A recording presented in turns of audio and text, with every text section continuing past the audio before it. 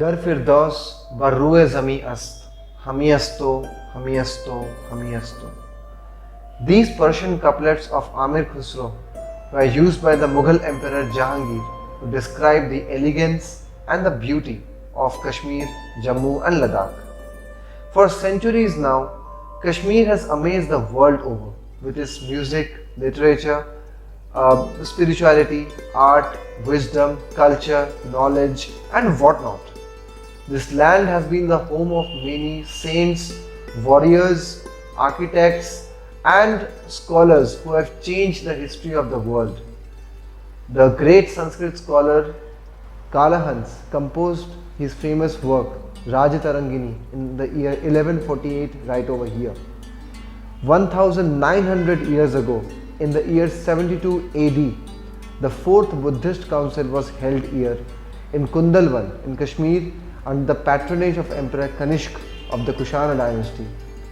This land has been a melting pot of various cultures, traditions, pride, civilizations, and many more, truly blessed by heaven and adored by God. True to its name, the paradise on earth. But this heaven on earth has been looked upon by an evil eye, which still haunts us as a nation till date. The land, which was once an epitome of peace and spirituality, has suffered violently with guns and disturbance, mainly caused by our good for nothing neighbor to the west. Hello and a warm welcome to all of you. My name is Shantanu and I welcome you to my channel The Indic Horizon, where we discuss and relive in details of the events that contributed to the making and shaping of modern India as we know it today. So without much of ado, let's get started.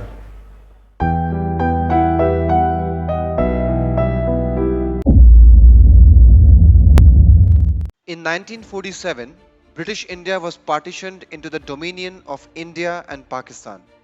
However, apart from the dominions, there was the matter of the princely states who were under the British crown, but later were given option to either join India or Pakistan or remain independent.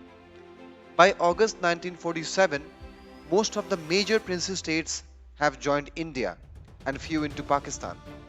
However, the major held up was the princely state of Jammu and Kashmir, which has been under the rule of the Dogra Rajput dynasty since 1846 and then ruled by Maharaja Hari Singh. On the 12th of August 1947, 3 days before the independence of India, Maharaja Kashmir sent a telegram to the Governor General of the Dominions of India and Pakistan asking for a standstill. Hari Singh Ji was intending to stay independent and not join any of the dominions. Pakistan accepted the document on 15th August, but cunningly went on to hatch a dangerous plan to annex the territory. India, in the meantime, asked for consultations while honoring the terms of the Maharaja. Now, the territory of Jammu, Kashmir, and Ladakh had different kind of demography. While Kashmir was majorly Muslim, Jammu was Hindu dominated, and Ladakh was majorly Buddhist. Jinnah used this point of Muslim majority population in Kashmir to push forward a demand for Kashmir's annexation to Pakistan. We discuss more of it later. On the 15th of August 1947, a very famous and popular mass leader in Kashmir, Sheikh Abdullah, secretly went to Lahore to meet Muhammad Ali Jinnah to discuss the future of Kashmir. Jinnah, however, hatching his devious plan, refused to meet the Sheikh and instead replied, "I don't need to meet this man. Kashmir is in my pockets." A dejected Sheikh Abdullah returned to Srinagar and 2 months later backed Maharaja Hari Singh to accede the territory to the Union of India. More of it later. On the 9th September 1947, Pakistan, in the intent of sieging Kashmir, at first blocked the Kashmiri supply trucks, which included sugar, fuel, kerosene, and many other commodities, and decided to sever Kashmir of fuel and resources. India, on the other hand, continued the supply routes and started a series of negotiations with the Maharaja. Now, the Maharaja Kashmir, intending to stay independent, showed little interest in the negotiation talks. In Delhi, while Prime Minister Nehru was seeking a meeting with the Maharaja in the later week of August 1947, the Maharaja made an excuse of stomach upset and instead sent his PM Diwan Meher Chand Mahajan.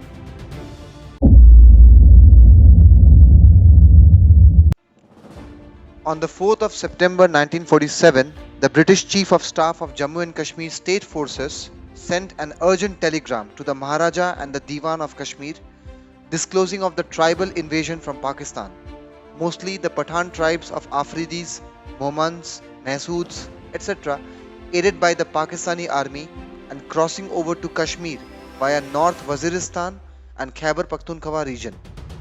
The very next day, the Prime Minister of Kashmir sent a letter asking for explanation on the intrusion to the Chief Minister of West Punjab in Pakistan.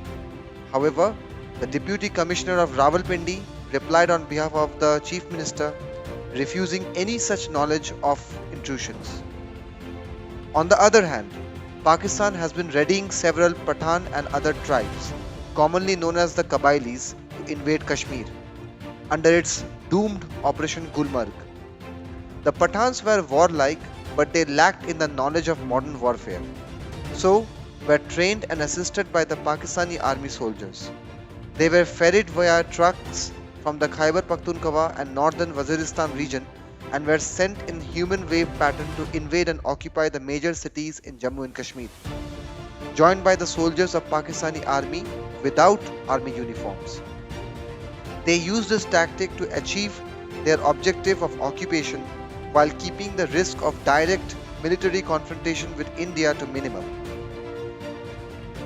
The invaders were joined by some Muslim factions of Jammu and Kashmir state forces who rebelled against the Maharaja's rule. Soon, the major towns of Uri, Poonch, Baramulla, Naushera, Chitral, Muzaffarabad, Kathua, Mirpur, etc. started falling to the invaders. The Kabilis not only invaded the towns and cities, but they massacred civilians. Women were raped and killed, irrespective of religion or any differences. Children were butchered. The entire month of September 1947 was a hell on earth for Kashmiris, all being sponsored by Pakistan in its greed of the territory.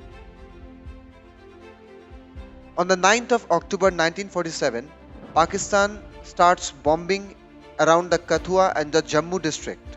With this, the danger of Srinagar falling shortly to the invaders was looming.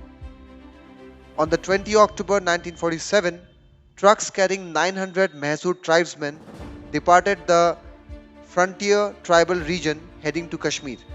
Governor George Cunningham sent a letter to Indian Army Chief General Rob Lockhart warning him about the invasion. The main plan was to invade Kashmir via the Abbottabad, Gadi Habibullah, Muzaffarabad, Srinagar axis, along with a smaller auxiliary force arriving via the Muri, Muzaffarabad, Srinagar axis. All of it to encircle and take Srinagar in a swift and decisive action while cutting it completely from any supplies.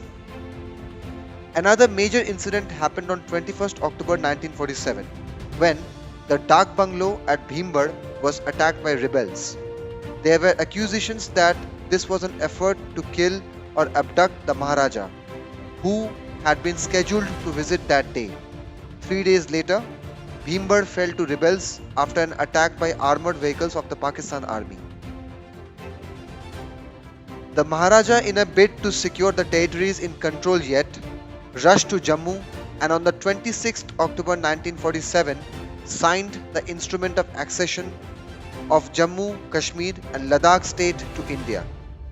The late but much needed action by the Maharaja was an important step, as the Indian cabinet was willing to send the army to help liberate the state only upon Maharaja's full accession.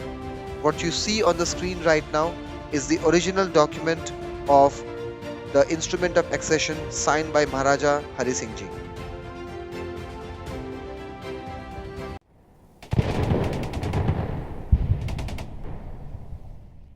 On the morning of 27 October 1947, a DC-3 aircraft headed to the Srinagar airport, flown by World War II pilot Biju Patnaik with 17 soldiers of the 1 Sikh regiment under the command of Lieutenant Colonel Diwan Ranjit Rai, was heading to the defense of Kashmir. The main objective here was to defend the Srinagar airport and its radius so that the other battalions and the Indian Army units can be moved in simultaneously. A day before, the invading Pathans had already reached Baramulla, which was just 56 kilometers from Srinagar city. The Indian Army rushed to the aid of the state forces, which was barely managing to hold against the waves of invaders. Lieutenant Colonel Ranjit Rai rushed his forces to Baramulla, but the town was already plundered.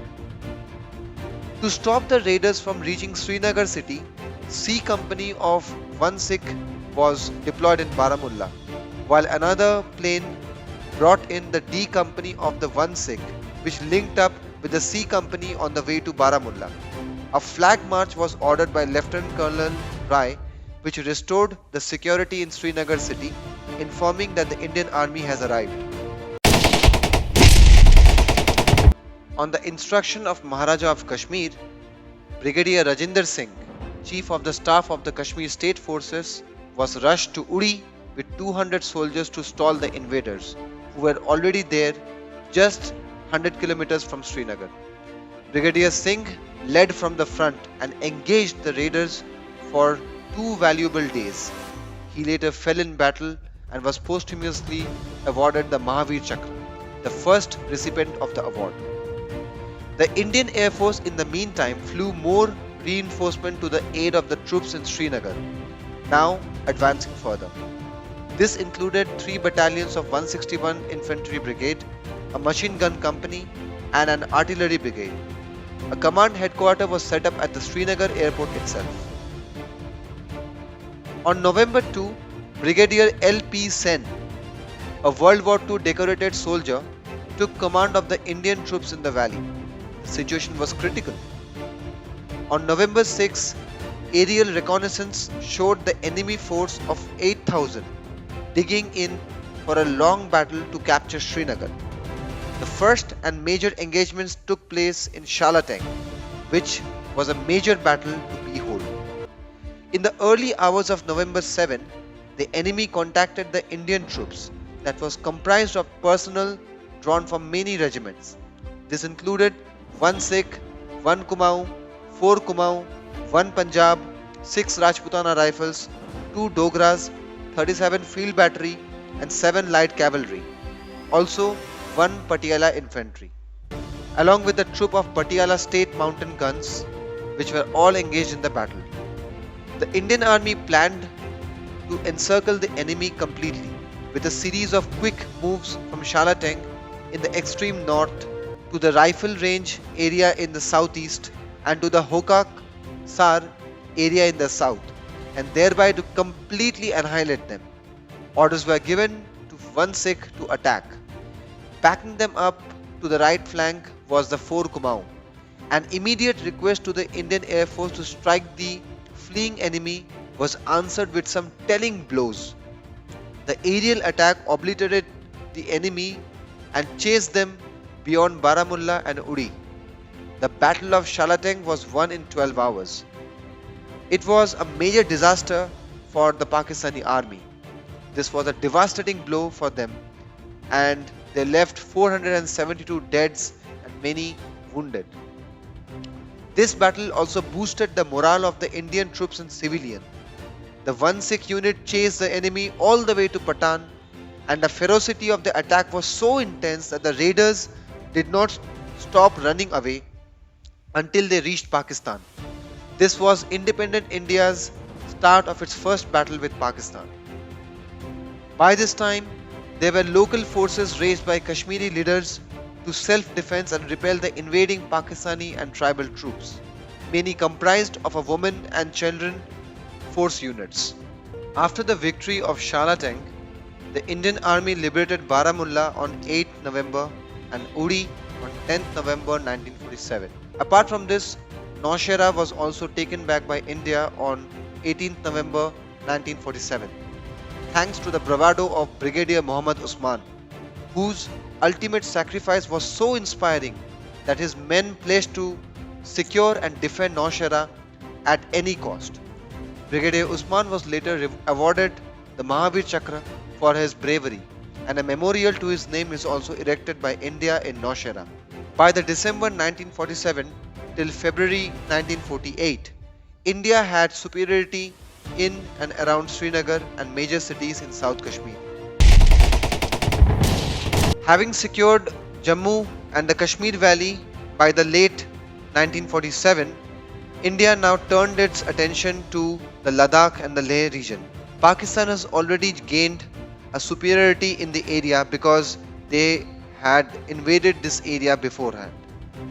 In March 1948, Pakistan launched Operation Hammer, where it aimed to capture Skardu, Kargil, the Zojila Pass, and finally rest at Leh to control all of Ladakh.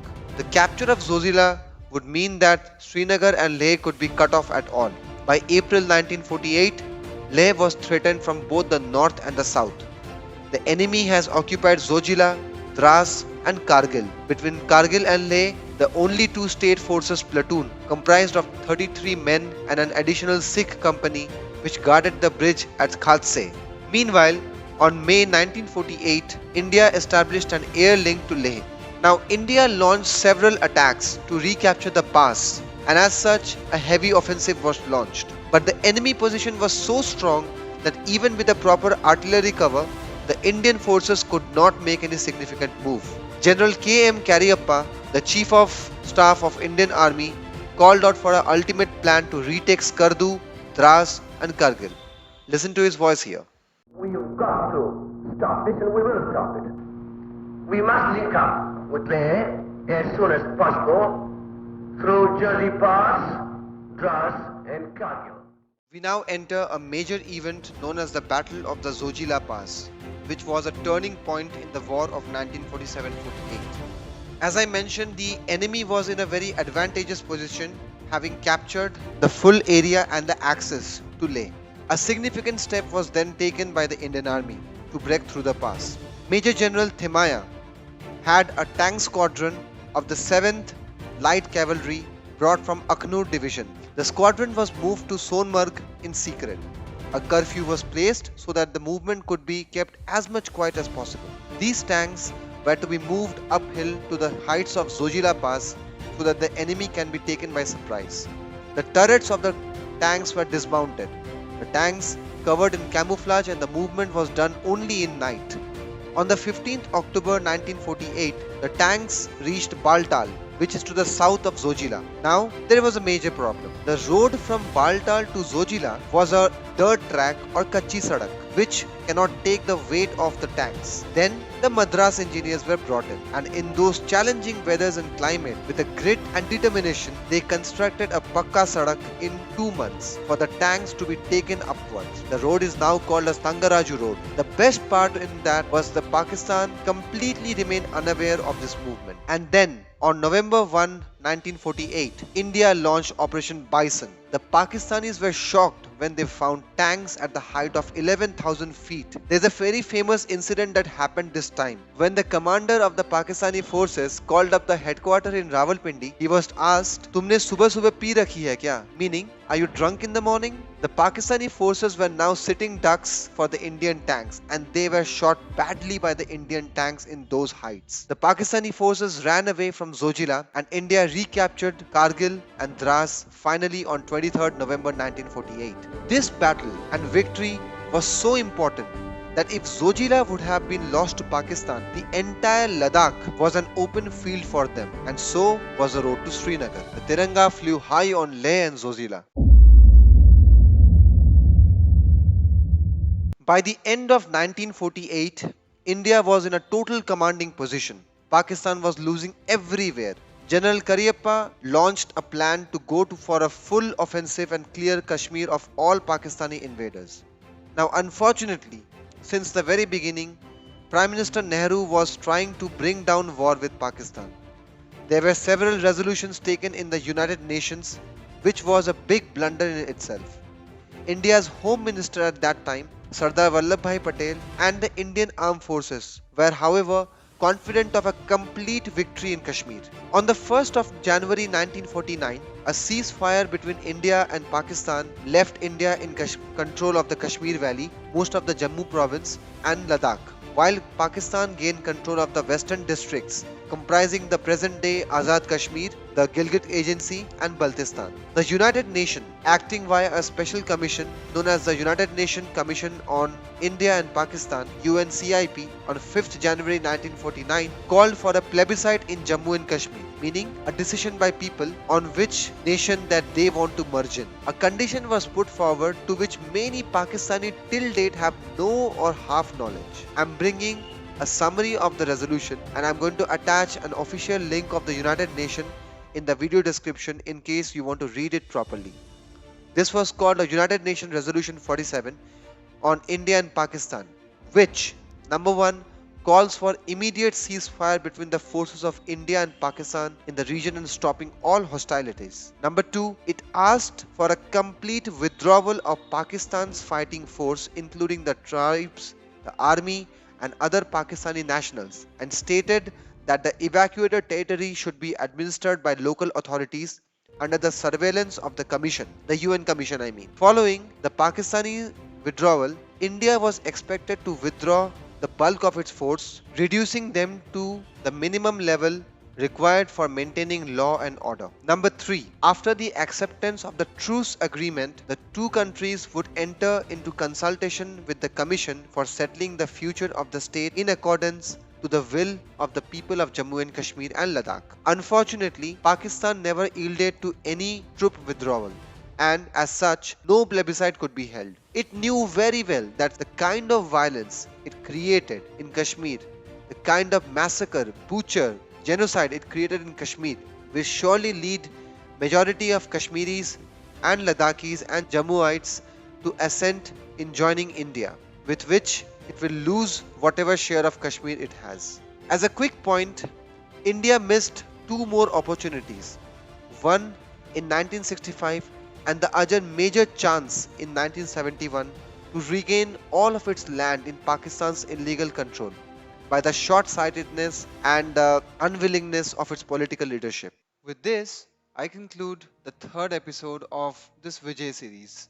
Friends, a lot of effort goes by to gather and prepare these videos, and as such, if you like the content, do like, share, comment and subscribe to my channel.